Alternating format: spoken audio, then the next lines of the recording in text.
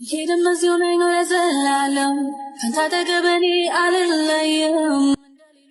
ሰላም ነው ያነሽ ዛሬ እንዴት ደስ እንዳለኝ ምን ታገኘ ለሳሚ እኮ ነገርኩት ምኑ